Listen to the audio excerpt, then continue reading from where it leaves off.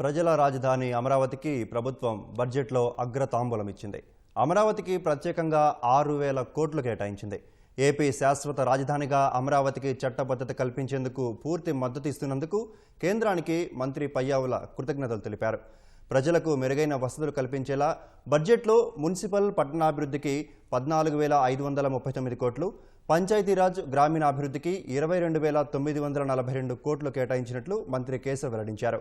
UIDF, AIIB సహకారంతో పట్టణాల్లో అభివృద్ధి పనులు పూర్తి చేస్తామన్నారు. ఆగస్టు 15, 2019 నుండి 24-25 వరకు అమల్లో ఉన్న జల్ జీవన్ మిషన్ కింద గత ప్రభుత్వం మొత్తం 26,824 కోట్ల రూపాయల ప్రాజెక్టు వ్యయంలో కేంద్ర భాగస్వామ్యం లభించిన నిధుల్లో కేవలం 2,255 కోట్లను మాత్రమే వినియోగించింది.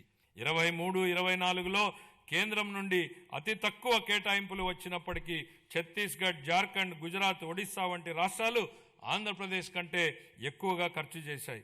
మా ప్రభుత్వం ఈ పథకాన్ని పునరుద్ధరించేందుకు ముందడుగు వేసింది. మా విజ్ఞప్తిని స్వీకరించి పథకం గడువుని 28 వరకు పొడిగించిన భారత ప్రభుత్వానికి మా కృతజ్ఞతలు. ప్రతి వ్యక్తికి 55 లీటర్ల తాగునీటి సరఫరాను చేసే విధంగా దిశగా చర్యలు తీసుకోవడం జరుగుతోంది. 4,000 కిలోమీటర్లకు పైగా గ్రామీణ రహదారుల పనులు చేపట్టడం జరిగింది. శాస్కీ కింద 2,123 కోట్లను కేటాయించడం జరిగింది. 26-27 ఆర్థిక సంవత్సరానికి పంచాయతీ రాజ్ మరియు గ్రామీణాభివృద్ధి శాఖకు 22,942 కోట్లను కేటాయించాలని నేను ప్రతిపాదిస్తున్నాను. 26-27 ఆర్థిక సంవత్సరానికి పర్యావరణం, అటవీ, విజ్ఞాన శాస్త్రం, సాంకేతిక శాఖకు 714 కోట్ల రూపాయలను కేటాయించాలని నేను ప్రతిపాదిస్తున్నాను. పట్టణాభివృద్ధి అమృత్ 2.0 పథకం కింద 111 పట్టణ స్థానిక సంస్థల్లో మొత్తం 506 ప్రాజెక్టులు అమల్లో ఉన్నాయి. అదనంగా యుఐడిఎఫ్, ఏఐబి సహకారంతో చేపట్టినటువంటి ప్రాజెక్టులు కూడా పురోగతిలో ఉన్నాయి.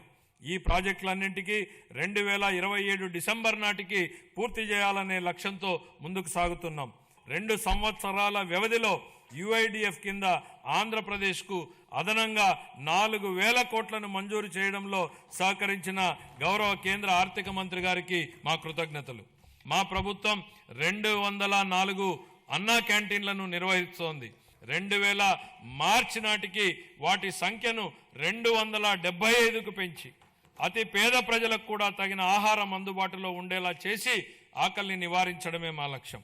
విశాఖపట్నం మరియు విజయవాడ వంటి ప్రధాన నగరాల్లో ఆధునిక మెట్రో రైలు వ్యవస్థలో ప్రయాణించే కళ త్వరలో సాకారం కానుంది.